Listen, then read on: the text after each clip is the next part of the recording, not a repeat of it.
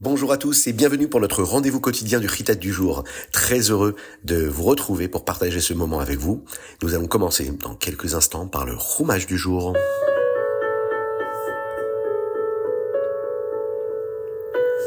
Nous sommes aujourd'hui Yom Hamishi de la Parashat Kitavo, mais également une très grande date dans le calendrier hébraïque et chassidique, le Chai Elul, Yud Chet Elul, 18 Elul, 5785, jour anniversaire du Rabbi Shneur Zalman de Liadi, du Baal Shem Tov. C'est un jour très fort, puissant. Chai, comme la chayut, la vitalité, l'énergie qu'on va essayer de puiser dans ce Chitat, et que l'on va profiter de cette journée-là pour prendre des forces, pour se rapprocher d'Akadosh Baruch Hu, dans la simcha, dans la joie, avec de la chayut.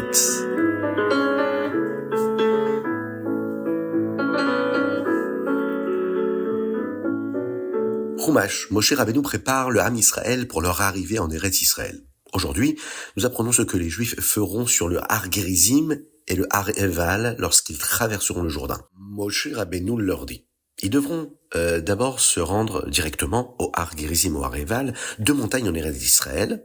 La moitié des tribus, des Shvatim, se tiendra sur le Har Gerizim et l'autre moitié sur le Har Eval. Les Lévi'im avec le Aaron, l'arche, seront au milieu. Les Lévi'im à ce moment-là diront alors certaines paroles pour inciter le Ham Israël à faire ce qu'Hachem souhaite. Et là, à ce moment-là, ils regarderont d'abord le Har Gerizim, les Lévim. Ils vont dire au Ham Israël qu'ils recevront des bénédictions s'ils font ce qu'Akadosh Baruch Hu leur a demandé. Puis ils regarderont le Har Eval et diront au Ham Israël, on pourrait dire des choses négatives, qui se produiront s'ils n'écoutent pas la volonté de Dieu. Même s'ils ne regardent qu'une partie des Shvatim, ils s'adressent en réalité à chaque Juif. Et à chaque fois qu'ils diront quelque chose, tout le Ham Israël devra répondre Amen.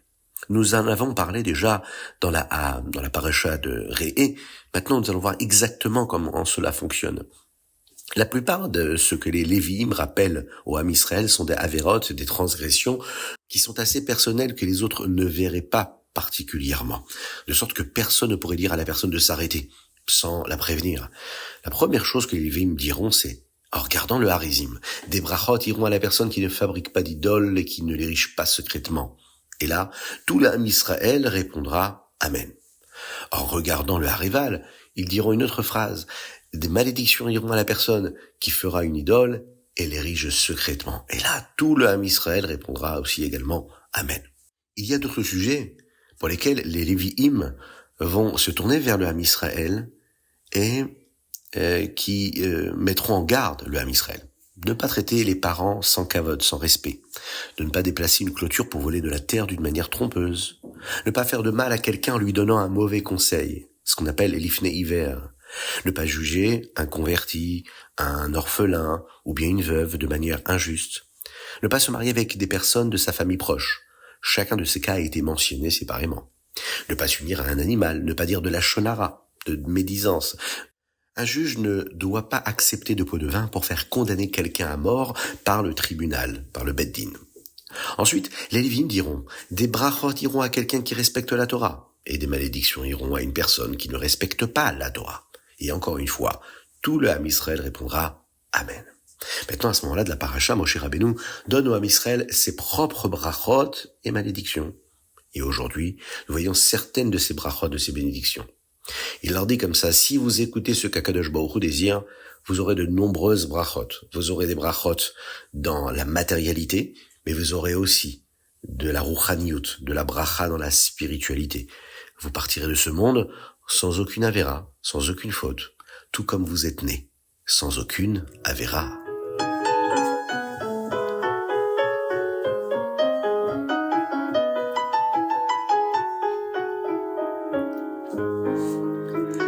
Tehillim, aujourd'hui du 88 au 89, c'est-à-dire du chapitre Pechet au Peitet.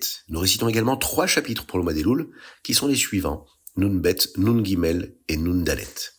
Dans le chapitre 89, Peitet, il y a un verset qui dit comme ça, Ki amarti olam chesed ibani. J'ai dit, je construirai un monde de bienveillance, olam chesed. Ça signifie qu'Akadosh Baruch Hu a créé le monde avec chesed, avec bonté. La Chassidut explique qu'Akadosh Baruch Hu a créé le monde avec l'attribut de Chesed. Abraham Avinu incarnait véritablement cet attribut-là de la bonté. Quand il n'y avait pas d'invité, Cela le dérangeait tellement, sans quelqu'un à qui donner. On ne peut pas utiliser le chesed. On ressent chacun au fond de nous cette force-là, celle de donner. Et lorsqu'une personne ne peut pas donner, elle se sent triste, elle se sent bloquée. Un homme du Ham Israël est fait pour donner, pour partager. Il en est de même pour Akadosh Baruch Hu. Hachem voulait montrer son chesed, et pour cela, il a créé un monde pour manifester sa bonté. Akadosh Baruch Hu a aussi donné à chacun d'entre nous ce chesed-là, et nous devons l'utiliser pour montrer de la Ahavat Israël, l'amour du prochain, à un autre juif, à un frère juif. Toujours constamment chercher à se dire, qu'est-ce que je peux faire pour mon frère juif? Le fait de s'oublier soi-même et de se tourner vers l'autre, ça nous permet de laisser exprimer en nous cette bonté qui parfois sommeille, parfois d'un sommeil lourd, parfois d'un sommeil un peu agité. Mais il faut toujours le laisser s'exprimer.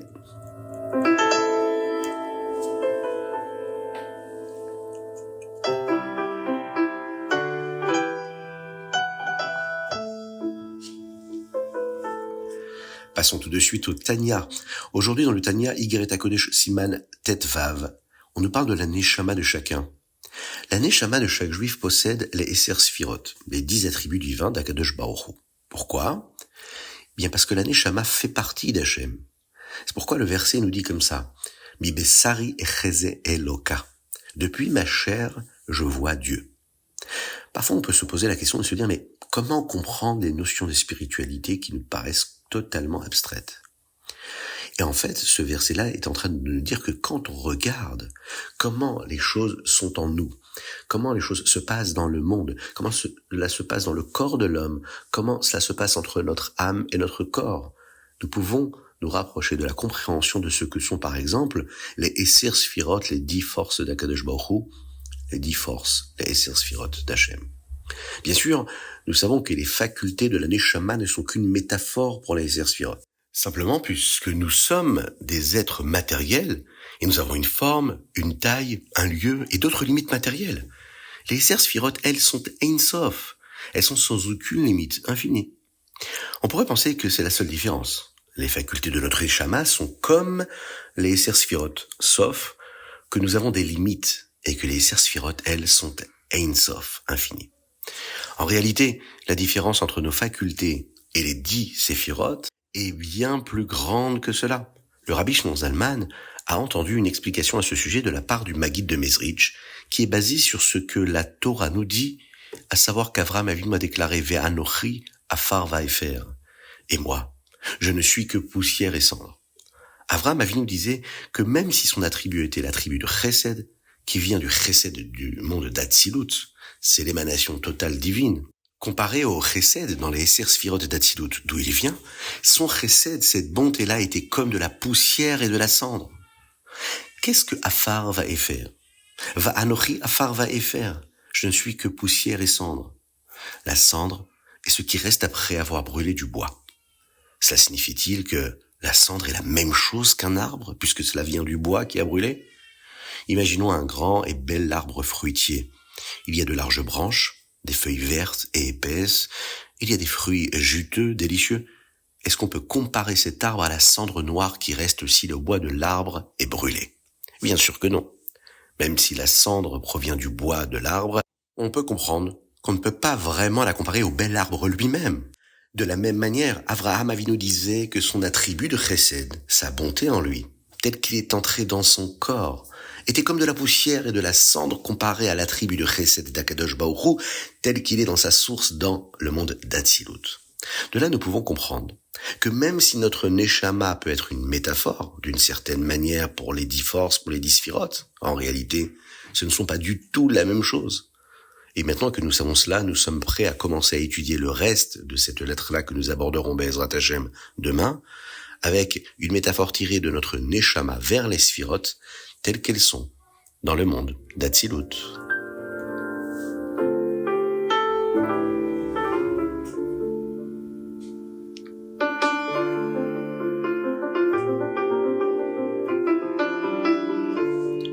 Ayom Yom. Aujourd'hui, nous apprenons 2 enseignements du Baal Shem Tov. D'abord, le Rabbi nous dit quelque chose que nous devons savoir pour la parashat Kitavo et sur ce qui s'est passé le Chai Elul, 18 Elul. Dans la parashat Kitavo, nous avons ce que nous appelons la Tochacha. Les choses assez effrayantes qui arrivent si Akadosh Baruch Hu décide de punir le Ham Israël, parce que le Ham Israël n'a pas respecté la Torah. Le Hayom Yom nous dit que nous ne donnons pas cette aliyah, cette montée à la Torah le jour du Shabbat quand nous lisons la Torah à n'importe qui. C'est pourquoi le Baal Koré, le lecteur de la Torah qui lit la Torah, dit les bénédictions pour cette aliyah seul, sans être appelé à la Torah. Parlons à présent du Chai Elul. Chai Elul, c'est l'anniversaire du Baal Shem Tov, en l'année Tav Nun Chet, 5458. Le jour de son 26e anniversaire, Chai Elul, son maître, Achia Ashiloni, est venu pour lui enseigner les enseignements qui le formeront. Puis, 10 ans plus tard, le Baal Shem Tov a cessé de cacher qu'il était tzaddik, et il a commencé à aider de nombreux juifs. Chai Elul, c'est aussi l'anniversaire du Admour Hazaken, qui est né, lui, en l'an Tav Kouf et 5505. Le rabbi précédent, le rabbi Rayat, rabbi Yosef Yitzhak, qui était le 6e rabbi de Lubavitch, nous dit quelque chose de très intéressant sur ce que nous apprenons dans le Hayom Yom d'aujourd'hui. Le rabbi Rachab, le 5e rabbi, son père, le rabbi Shalom Dovber, ne disait jamais de discours chassidique de Mahamar avant d'avoir le sentiment que le Mahamar faisait vraiment partie de lui. Il se rendait parfois au Ohel du rabbi Marash, son père, le 4e rabbi, rabbi Shmuel, pour se préparer à ce Mahamar-là. L'une de ces fois-là, c'était juste avant Chai Elul de l'année 5652, en 1892. Cette année-là, Chai Elul tombait un Shabbat. Et le rabbi Rachab s'est rendu au Ohel le vendredi pour se préparer au Mahamar qu'il dirait le Shabbat. Le rabbi Rachab a dit plus tard que pour chaque bonne chose qu'une personne fait, Hachem la récompense. Parce qu'il s'était assuré d'être prêt pour le Mahamar, il a reçu un cadeau spécial.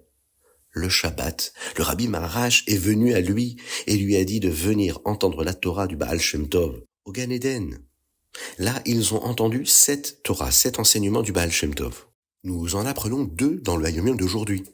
De nombreuses Neshamot de Chassidim étaient là au Gan Eden pour entendre ces enseignements, y compris les Neshamot de femmes. Le rabbi a beaucoup expliqué ces enseignements et cela a été imprimé dans le livre qui s'appelle Keter Shem Tov, le livre du Baal Shem Tov. La manière dont nous étudions le Hayom Yom d'aujourd'hui est basée sur l'explication du rabbi. Le premier enseignement, comme un Mahamar du Baal Shem Tov, a été prononcé après Kabbalat Shabbat.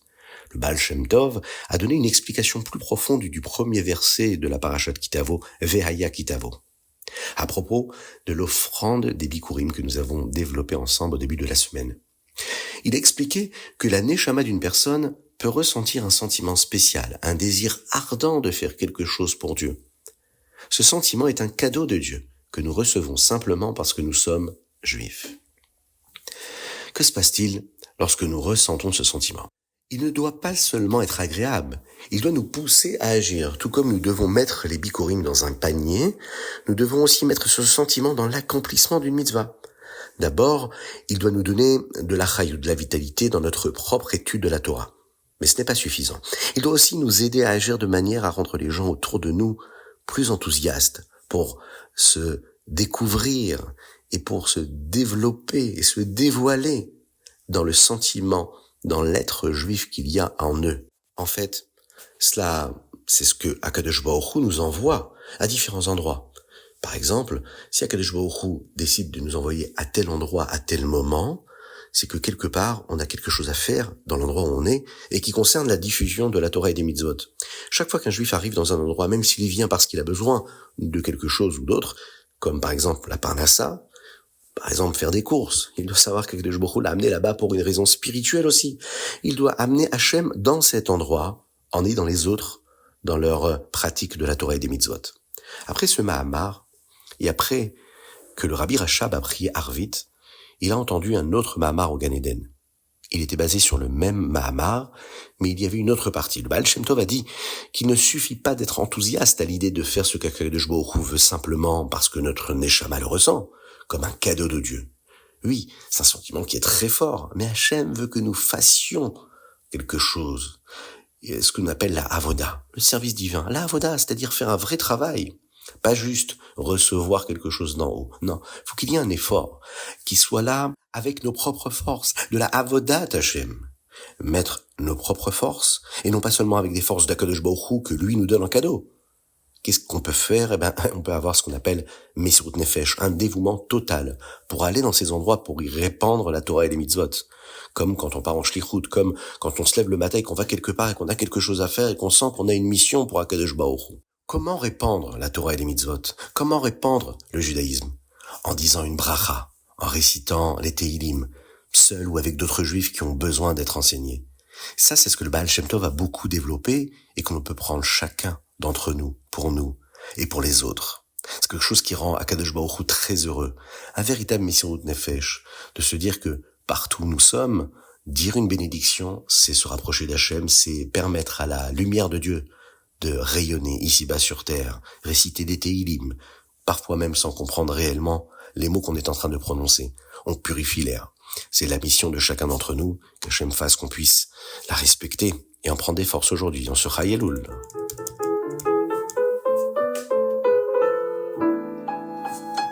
Et nous terminons avec le Rambam du jour, Ilchot Tumatmet. Dans le Rambam d'aujourd'hui, on nous parle du Perek Gimel Dalet et des Ilchot Tumatmet. C'est de nombreux halachot sur l'impureté d'un mort, ainsi que des règles importantes qui concernent la transmission de cette touma.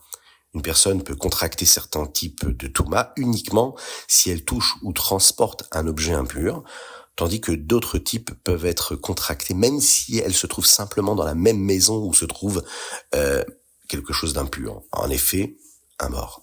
Devenir tamé à cause de la toumatmet rend une personne impure pendant 7 jours, et ce n'est qu'après qu'elle pourra devenir pure. Voilà, c'était le Ritat du jour. Que Dieu vous bénisse et qu'il vous protège, qu'il inonde votre existence de bonté, de grâce et de miséricorde. Que des brachot pour tout le Ham Israël, une pensée pour les otages, que Kadosh Baruch Hu les libère maintenant. Que Kadosh Baruch Hu guérisse tous les malades du Ham Israël et parmi eux Avraham Nissim Ben Sultana, qui nous envoie Mashiach, et que très rapidement on puisse se retrouver tous ensemble, chanter et danser à Yerushalayim Ira Kodesh.